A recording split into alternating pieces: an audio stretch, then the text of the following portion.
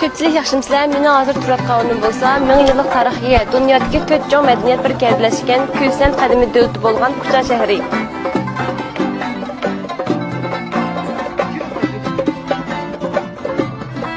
Bu yer bo'lsa Kucha Rest ko'chasida joylashgan milliycha qo'l o'ynaganchik buyumlarni setish o'rni.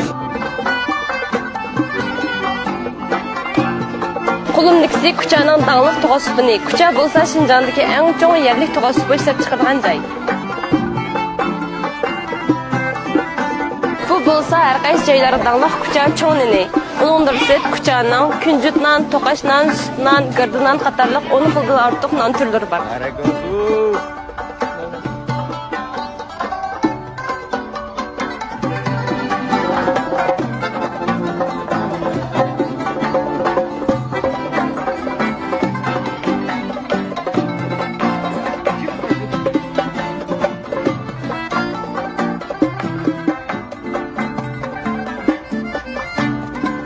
Mana bu rest ko'rsatmasiz haqiqiy milliy chiroqni esga olasizsiz. Bunday qilib biz rest ko'rsatib ko'rishaylik.